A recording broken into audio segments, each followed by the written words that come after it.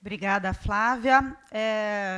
Esse último slide que você mostrou é fundamental para mostrar a todos nós que esses temas de política e de direito, que a gente tem falado muito da Amazônia, mas ele é aplicado em todos os biomas brasileiros, inclusive o problema do trabalho escravo também, né, como o Daniel colocou. Bom, vou convidar os dois palestrantes, Daniel, Flávia, por favor, para a nossa parte das perguntas. Eu vou ficar aqui no meio, se vocês puderem ficar nas pontas, por favor.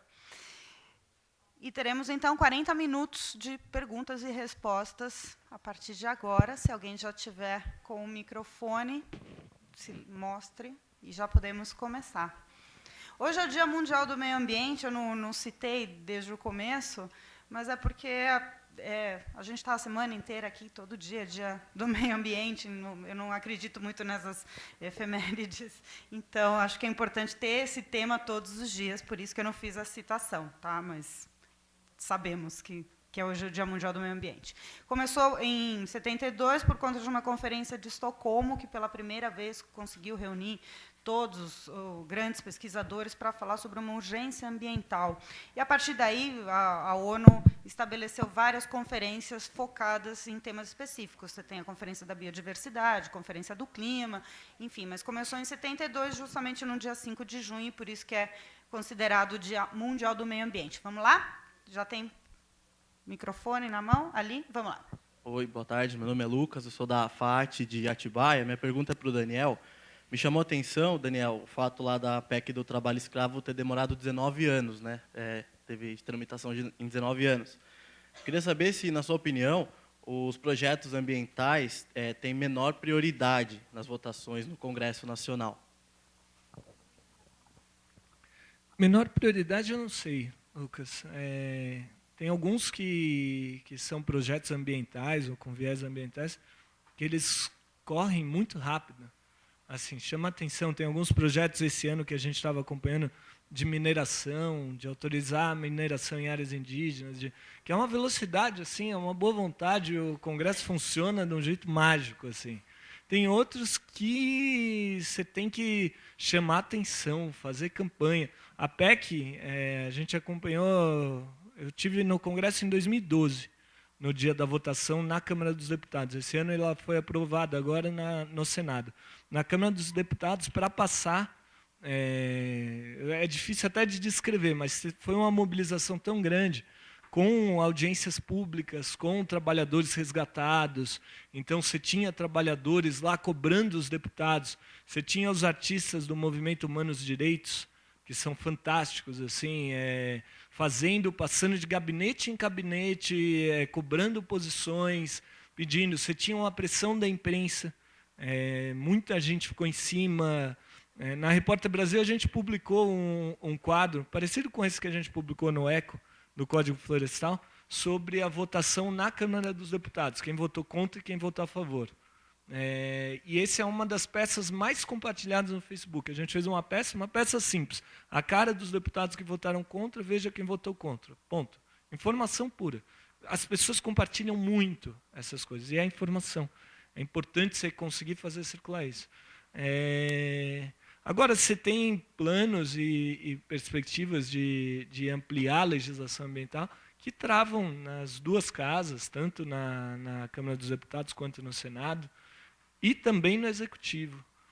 Você tem muitos projetos que eles simplesmente param ou acabam ou desaparecem. Assim. Não sei se eu respondi a tua pergunta, mas não tem uma resposta simples para ela. Tem todo um contexto que precisa ser considerado.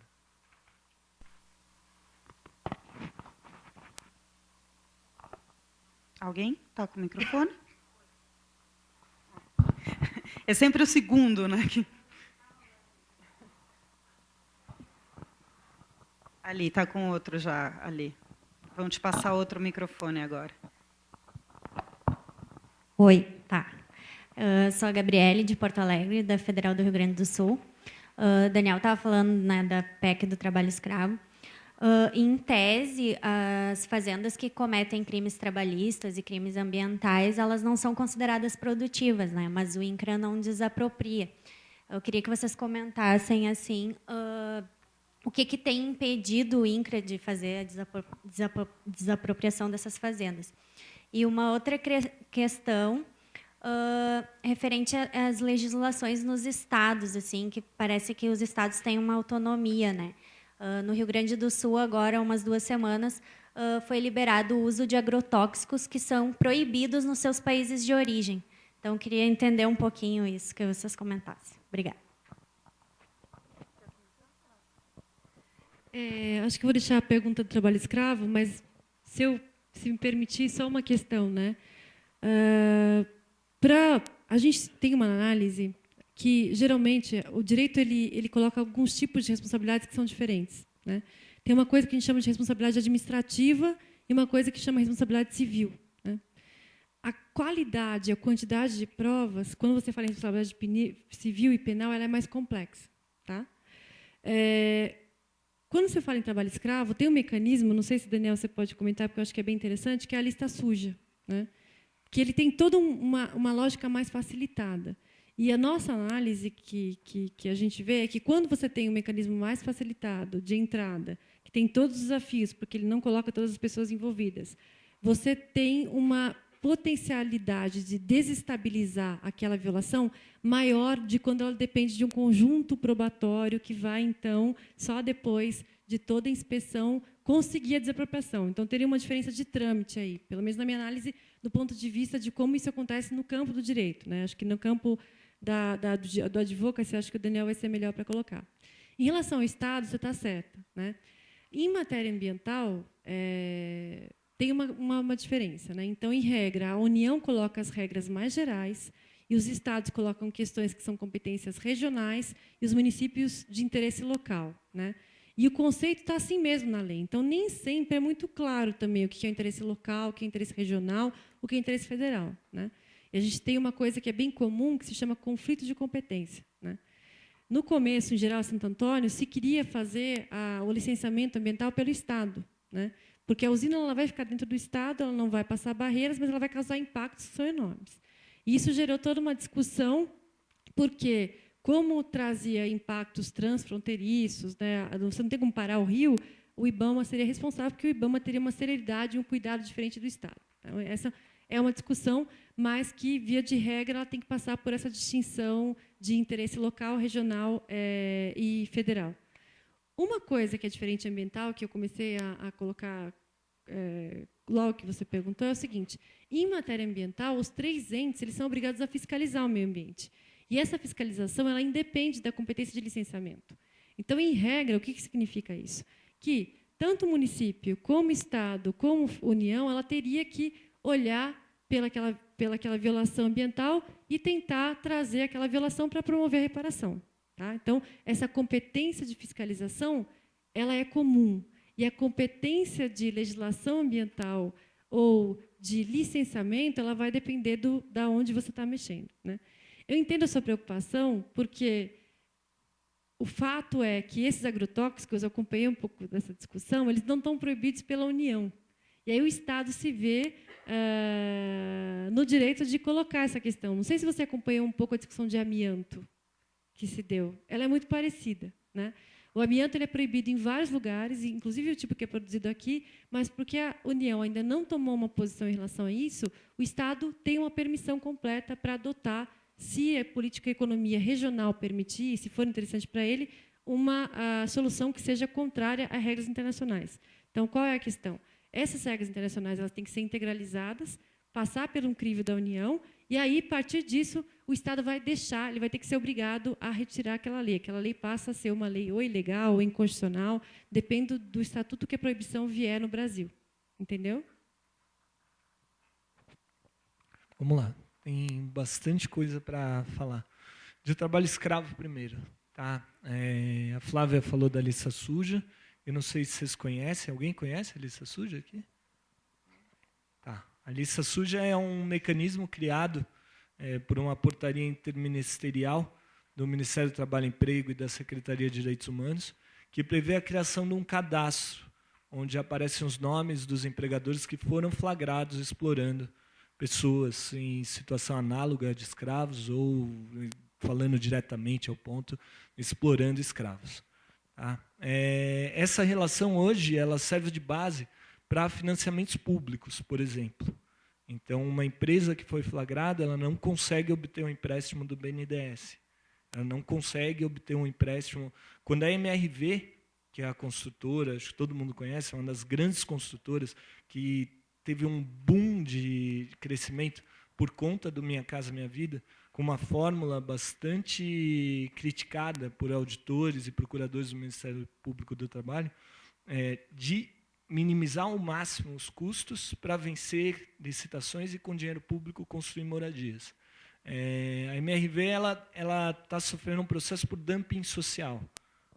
É um processo inédito, foi o primeiro do país, em que o Ministério Público caracteriza que ela está fazendo isso de maneira tão sistemática, está sabotando direitos trabalhistas e evitando que isso pode ser caracterizado como dumping, ou seja, eu estou fazendo isso para prejudicar e ganhar dos meus concorrentes. A MRV entrou na lista suja, e a MRV tem todo esse modelo baseado em financiamentos públicos. Ela saiu rapidamente, assim, foi uma decisão, ela é em Grace também, foi uma decisão bastante rápida que retirou ela da lista suja, seguindo trâmites de urgência, pedidos liminares e afins. Eu me perdi. Gabriele. Dos agrotóxicos também. Não, mas tinha mais coisa do trabalho escravo, não pergunta não. Se você tiver... Sim. Sim, então, a PEC é um primeiro passo. Tá? Eu, pessoalmente, eu sou um pouco cético ou pouco pessimista de que a gente vá conseguir desapropriar uma propriedade e encaminhar ela para a reforma agrária. Acho que a gente ainda vai caminhar muito, a bancada ruralista perdeu essa, a PEC foi aprovada, mas agora tem uma mobilização muito intensa para alterar o conceito, que seria retroceder. Em vez de ter avançado com a aprovação da PEC, a gente volta atrás. Em tese, seu raciocínio está perfeito. A Constituição fala, a propriedade tem que ter um viés social, tem que ter um uso social. Tem um procurador do seu estado, que chama Kuiper, eu esqueci o primeiro nome dele. Ele está hoje, se não me engano, na Procuradoria-Geral do Estado. Ele faz parte da Comissão Estadual de Trabalho Escravo do Rio Grande do Sul. Ele faz um trabalho interessantíssimo nesse sentido. Ele já propôs ações, ele já trabalhou com essa linha de argumentação. A propriedade ela não está cumprindo o uso social, não foi um caso de trabalho escravo, mas, se não me engano, era um canavial, e ele conseguiu trazer essa propriedade para a reforma agrária. A gente está discutindo, e ao mesmo tempo que a gente está discutindo, as coisas estão acontecendo. É um tema novo que está sendo construído ainda. Sobre agrotóxicos, eu vou compartilhar com vocês um depoimento em off, uma vez, de uma técnica da Anvisa, que era um seminário sobre agrotóxicos, e ela me falou assim, com uma aflição enorme, de como eles enfrentam dificuldades para vetar ou colocar restrições, ou mesmo emitir alertas para consumo. Você tem uma série de técnicos e gente que trabalha muito bem intencionada no governo que tem enfrentado dificuldades na regulação. E eu vou voltar naquele ponto de mapear atores. Se você quiser escrever sobre isso, ir atrás, se aprofundar, vai atrás de como está funcionando o CNTBio. Eu estou sem óculos, não enxergo o que ela está me mostrando. Vai atrás do que... vai atrás da formação do CNTBio. Tá? Você tem muitos pesquisadores que se apresentam como pesquisadores independentes e são financiados por empresas. Eu tive a chance de participar de um seminário sobre segurança alimentar em Minas Gerais uma vez, e uma pesquisadora chamada Alda Lescher, ela começou a falar de transgênicos, e a primeira fala dela, assim, que foi o que me levantou as orelhas, assim, ela comparou a transgenia com o que os incas faziam com milho, que era a seleção de milho. Eu não estou nem assumindo uma posição contra ou a favor de transgênico, mas só colocar... toda a defesa apaixonada dela de transgênicos, e ela se apresentava como uma pesquisadora independente. Em 5 minutos, fazendo o que uns 20% dessa sala está fazendo agora, mexendo no celular, eu peguei e achei o currículo dela e vi que a Singenta era uma das financiadoras de todo o trabalho que ela fazia. E aí, o pesquisador independente, você já põe aspas para... eu fiz uma pergunta nesse sentido para ela na hora, a mulher quase me jogou um livro, assim. Nunca fui questionada, nunca... Que assim, são armadilhas que a gente tem que estar atento. Quem que está financiando o quê? Quais que são os interesses envolvidos? Quem pode falar com independência disso? E, assim, de repente, alguém que pode falar com independência de um assunto pode não falar sobre outro. E a mesma coisa na hora de publicar. De repente, vocês encontram espaço para falar de temas em uma publicação e não encontram espaço para falar de outros temas. É agir com inteligência, entender como as coisas são estruturadas e tentar construir um trabalho positivo a partir disso. E o Brasil, acho que é o país que mais consome agrotóxico, né, nos seus alimentos. Né? Só para ter um dado, acho que são 5 litros, né? No caso, seria uma média de 5 litros por ano que vem nos alimentos dos brasileiros. Vamos seguir com as perguntas?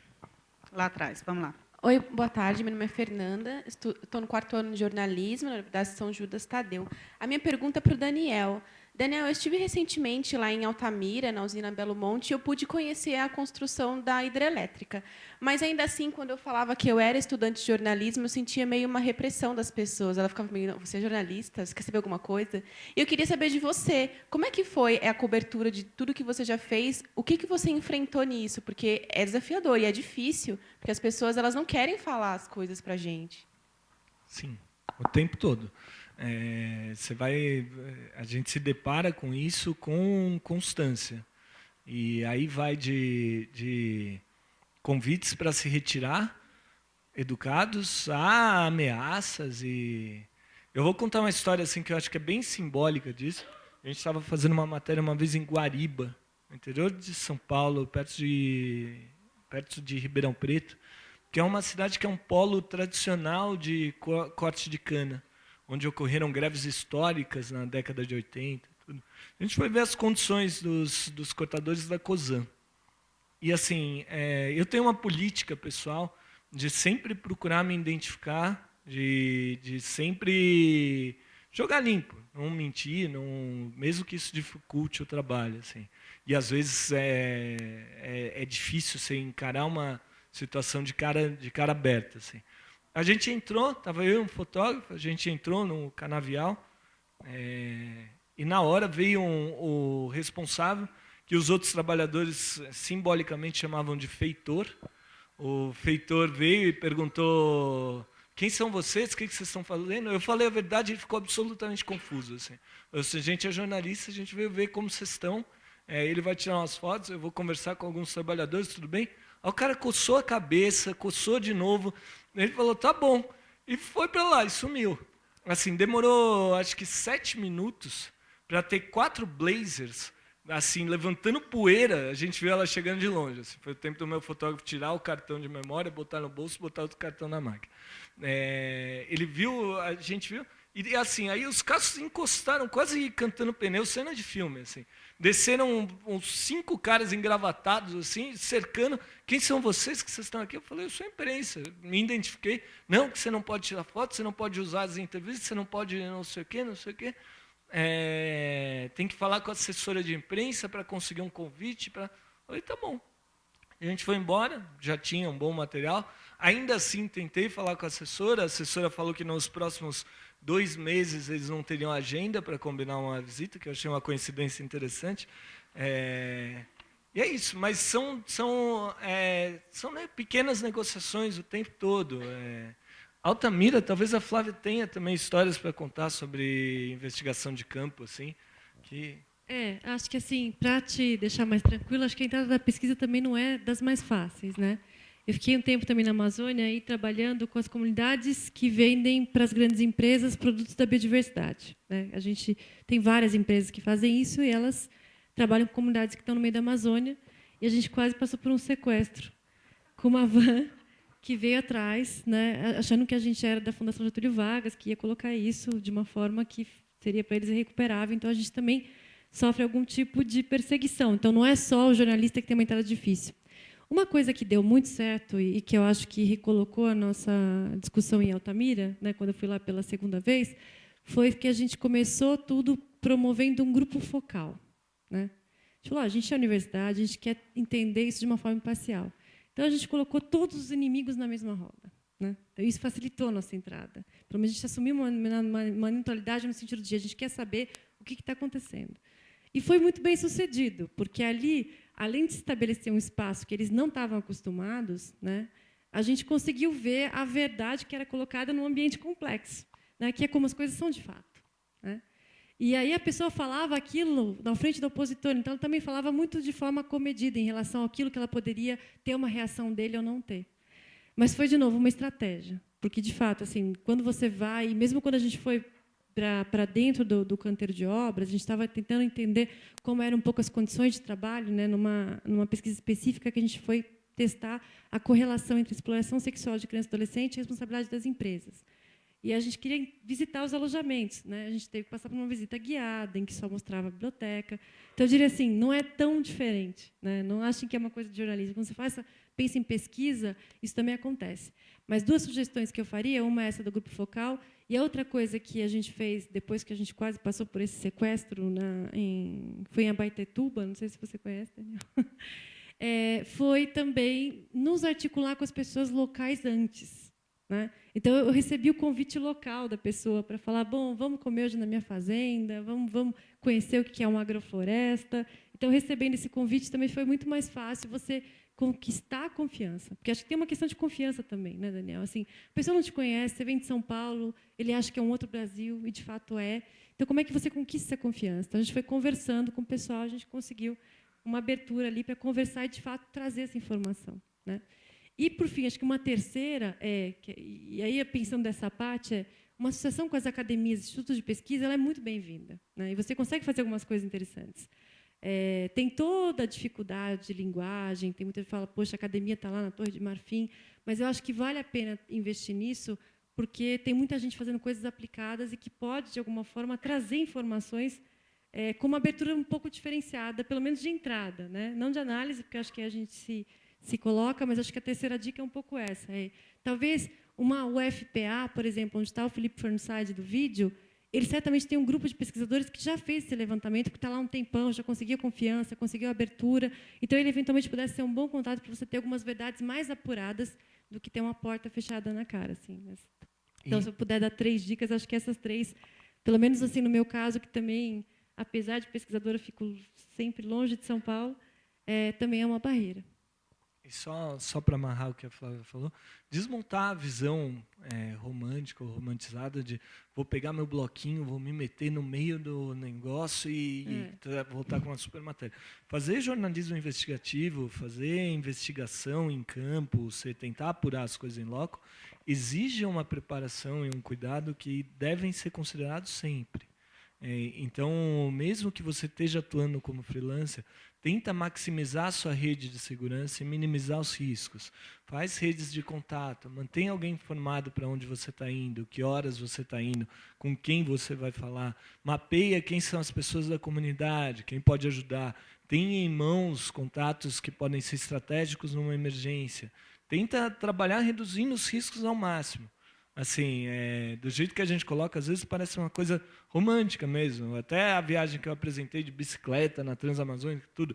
A gente planejou, assim, tinha contatos em toda a cidade, sabia o que estava fazendo. Não foi uma coisa de maluquice, ponto. É mais ou menos isso. Vamos seguir? Oi, meu nome é Juliana, sou da Universidade Anhembi Morumbi. Minha pergunta é um pouco para os dois.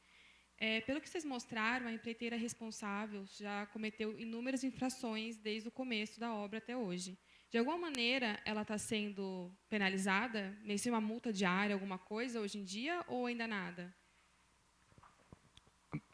Assim, você quer... Ela ganhou um prêmio, o Public Eye. Não sei se chegou a ver, ela foi premiada como a pior empresa do mundo, numa votação popular. Isso foi no ano retrasado. E está sofrendo uma campanha muito forte e tem alguns aspectos que podem servir como jurisprudência ou fundamentação. A gente espera que sim, a Flávia vai falar melhor que isso. Eu cortei ela só para fazer essa piadinha rápida, assim, mas tem alguns aspectos que podem, e a gente espera que sirvam de jurisprudência para as outras hidrelétricas que estão em curso. Tem um complexo vindo por aí que pouca gente sabe, pelo menos aqui no Sudeste ainda não é tão comum falar disso quanto Belo Monte, mas você pegar o complexo que estão construindo no Tapajós, que é o rio mais bonito da Amazônia, que vai ter regiões inteiras completamente alagadas, e você vai alterar completamente uma área com potencial turístico, assim, de você ter um Caribe de água. Eu não sei se os outros argumentos comovem vocês, mas esse argumento é bom. Você tem um Caribe de água doce no meio da floresta amazônica, que poderia estar sendo transformado e ter um crescimento diferente do crescimento que milhares de trabalhadores chegando junto. E mesmo quando você tem canteiros isolados, igual eles estão falando ainda, estão falando em fazer, é complicado. Mas essa é da Flávia. Acho que também, só para complementar, o Daniel traz Tapajós, mas assim, o gráfico eu passei um pouco rápido, porque o tempo é curto, mas são mais de 40 obras só na região amazônica de hidrelétricas, né? Então, imagina o impacto que isso não gera. Então, monitorar isso é bem interessante do ponto de vista da informação também. E se uma obra serve de precedente para outra, porque, analisando historicamente, Jirau e Santo Antônio, ela fez alguma mudança positiva em relação para não falar só das coisas ruins, em relação a Belo Monte, que teve que assumir um plano de desenvolvimento regional sustentável, né? Tem vários desafios, esse plano não está sendo colocado integralmente, mas ele já é um avanço. O que você pergunta em relação à condenação? Eu diria que eu não sou tão otimista como o Daniel, né? A gente tem alguns precedentes muito isolados, e como eu estava tentando mostrar, especialmente na primeira instância. Assim, a primeira instância, quando eu falo, assim que eu entro na justiça, né, eu levo uma causa indigenista ou uma causa, por exemplo, das pessoas que não foram realocadas e já tem água inundando o espaço delas, ou uma causa, por exemplo, de saneamento básico, que era uma promessa e não chegou. Então, são essas causas que chegam no judiciário hoje. Metade delas o judiciário entende que ele não teria capacidade técnica para analisar. E que o IBAMA já está tomando conta disso, porque ele tem técnicos, etc. Então, esse tem um desafio da questão da judicialização das questões complexas no Brasil, né? Então, você imagina, o judiciário tem que lidar com um número enorme de processos e, assim, eu penso também pela minha experiência, 5 anos de estudo de leis, quando você olha para aquilo e fala, olha, vai mudar a taxonomia do peixe, já começa a falar, ixi, eu estou perdida aqui, eu não sei o que é essa taxonomia dos peixes. Então, o judiciário tem uma primeira barreira de entrada, que é a complexidade técnica daquilo que ele recebe, tá? Então, isso faz... E aí, eu baseio essa pergunta num grupo de entrevistas que a gente fez com a Justiça, faz com que os juízes, às vezes, se hesitem e não julguem um caso. Quando tem um precedente positivo, e aí eu diria que isso é em 1/3 das ações de Belo Monte, né? Então, que, de fato, tinha provas contundentes, que a questão de prova é sempre uma questão relevante, o que acontece? Eles fazem uso daquela suspensão de segurança ou suspensão de liminar. Então, você consegue eliminar, né? Pior do que multa é parar uma obra. Por quê? Eu estava em Belo Monte no dia que eles conseguiram uma suspensão. Porque, para ele manter aquele preço lá de 0,77, ele tem que cumprir o cronograma, porque ele está contando com o nosso dinheiro, pagando pela energia para recuperar. E o negócio funciona assim, né? E aí, o que acontece? Quando ele para a obra, aquilo vira um caos. Por quê? Porque ele não vai conseguir cumprir, né? E aí, aquilo vai encarecer, ele vai ter que onerar, tirar do próprio bolso ou renegociar com o BNDES ou com o poder público, porque aquilo já está fixado em contrato, né? Então, já aconteceram várias vezes de paralisação em Jirau e Santo Antônio, várias, assim, para você saber em números, 4 ou 5 vezes. Multa não teve, é uma possibilidade, né? E eu acho que esse é um precedente isolado, né? É interessante trabalhar com a ideia de precedente, porque, pelo menos para o negócio, ela tem uma força muito grande. Então, em Tapajós, já me procuraram e falaram assim, bom, eu não quero mais fazer desse jeito, o que eu tenho que fazer para não assumir esse risco? Porque, quando você fala em risco jurídico, tem a questão da multa, mas também tem uma questão reputacional. Então, por exemplo, a gente foi investigar no canteiro de obras de Belo Monte a relação da obra com o caso da Boatingu. Não sei se vocês viram no jornal, que tinha meninas menores de 18 anos sendo exploradas do lado do canteiro, né? Assim, às vezes o impacto não chega na cidade, mas o fato de estar no canteiro da obra, você movimenta todo o empreendedorismo local, né? No canteiro de obras de Belo Monte, que fica no meio da selva, eles vão para a cidade só de final de semana, e por isso que a cidade fica bastante caótica, são 43 prostíbulos, né? E o que acontece ali, né? Eles chegaram, por meio de uma CPI, mas também de algumas denúncias locais na Boate Xingu, viram que tinha menores indígenas envolvidas. E aí, qual foi o grande desafio? Eles não conseguiram colocar, o que a gente fala em direito, a empresa no polo passivo, porque você não tinha como provar o nexo entre a empresa e o caso de exploração sexual. Então, uma coisa é você provar o nexo entre a pessoa que vai lá e tem a relação e a pessoa que é violentada, a vítima, no caso, da exploração sexual criança e adolescente. Mas, quando você fala empresa, né, eu te dei esse exemplo para falar isso, todo tipo de prova ele é mais complexo, porque ele está respaldado num conceito de responsabilidade que a gente vem analisando, que é muito tradicional, que é assim, olha, você é responsável pelo aquele dano direto que você causa. Mas, se aquele contaminante causou dano em 3 rios para lá, a prova é muito mais difícil. E o direito ainda é pouco inovador para dar conta desse novo conceito, né?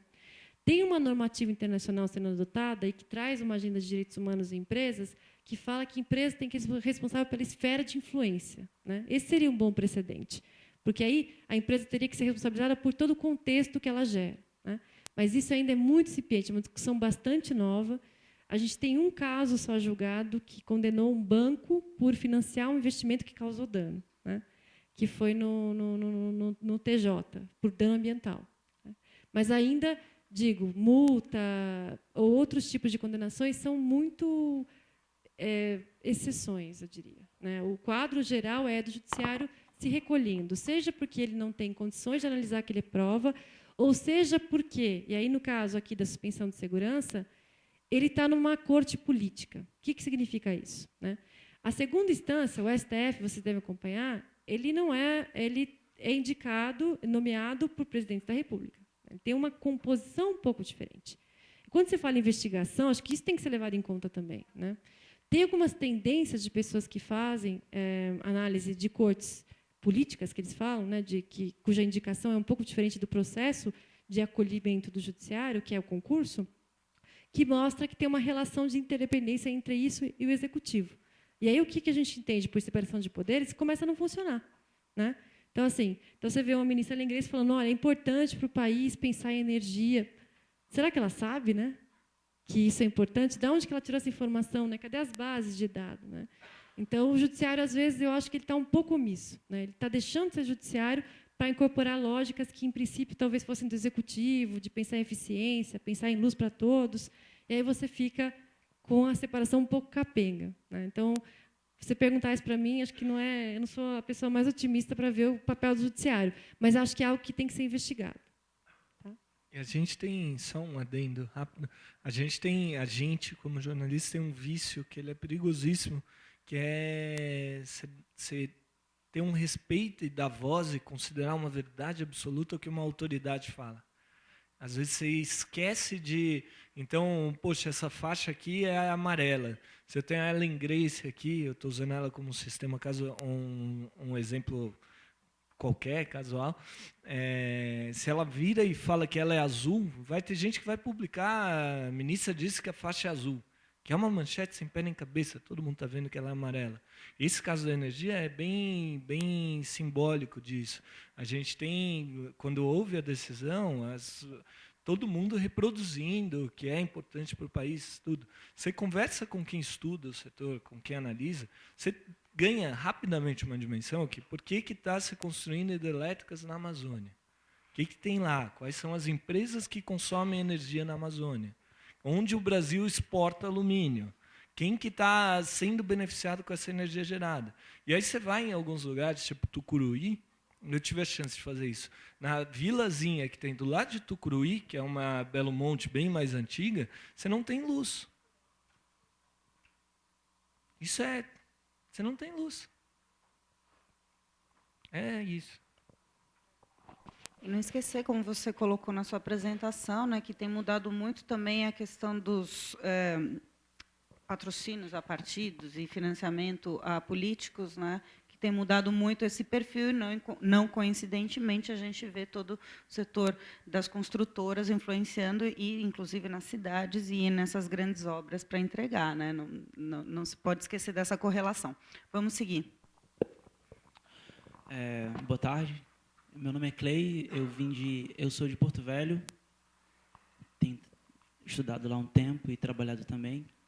e convivi com a cheia do Rio Madeira, ocasionada pela construção das duas hidrelétricas Santo Antônio e Jirau.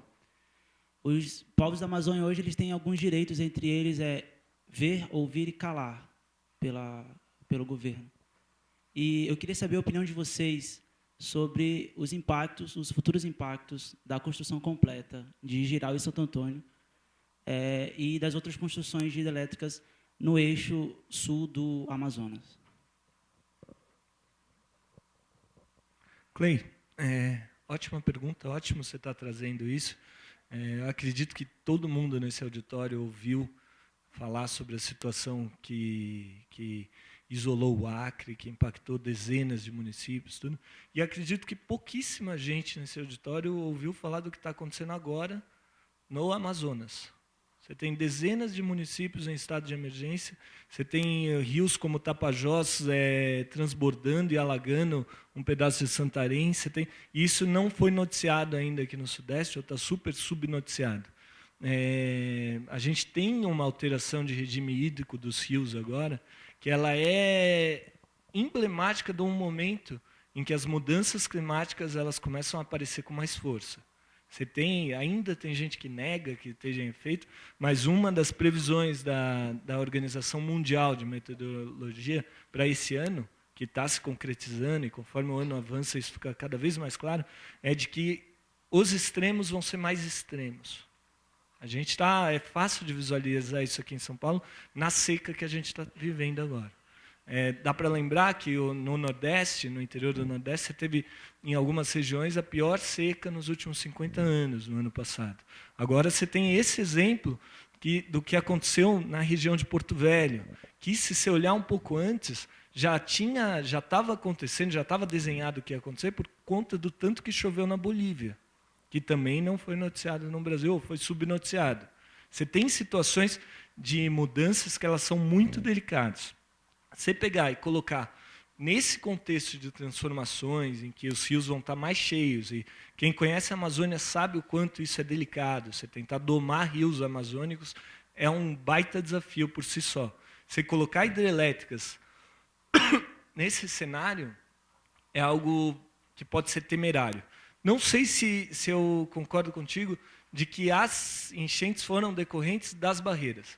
Eu acho que as barreiras elas tiveram um impacto muito grande na construção, em alterar o fluxo do rio, em mudar a sedimentação, em alterar assoreamento, tudo isso está muito claro. Das chuvas, talvez mesmo sem a barreira tivesse transbordado e tivesse tido um impacto grande. Mas eu acho que é sim um sinal de que a gente precisa ter muita atenção nos próximos passos que vão ser dados. Essa política de encher de hidrelétrica a Amazônia é uma boa política, é razoável, é energia limpa, dá para a gente seguir com esse projeto? Será que não está ficando já claro o suficiente de que, poxa, é uma estratégia que ela tem tantos problemas que, se você traçar a discussão sobre economia de energia, ou sobre melhorar a eficiência da rede, ou sobre buscar alternativas, será que não é um outro caminho? Acho que só para complementar, assim, tem acho que duas discussões, né? Uma que o Daniel está colocando é pensar em alternativas.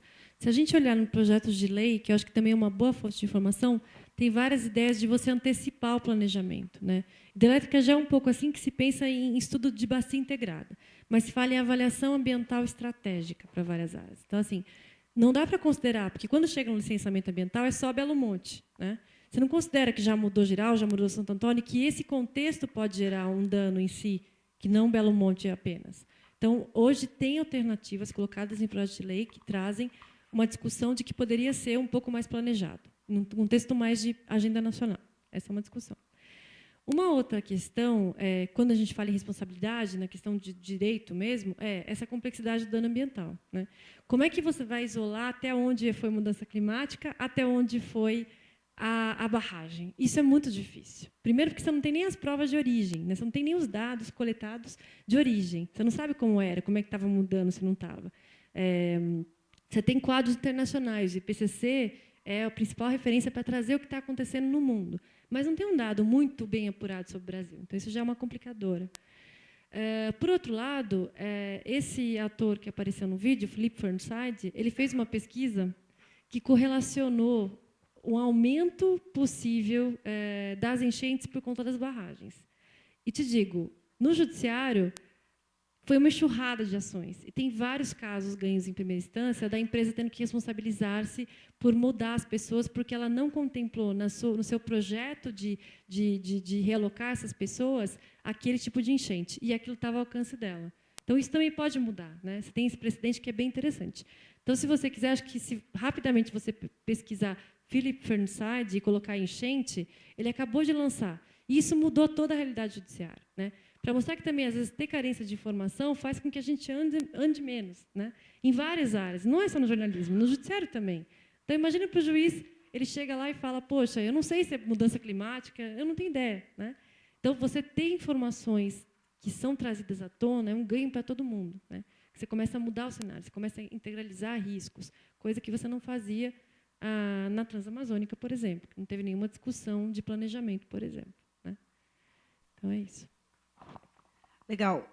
Eu vou pedir, a gente precisa ir para o intervalo agora, porque hoje é um dia complicado, então, para não prejudicar vocês também no final do dia, se vocês conseguirem sair daqui, vamos para o intervalo, vocês já se aproximem, conversem aqui com as possíveis fontes ou não, e, na volta, a gente continua. Valeu.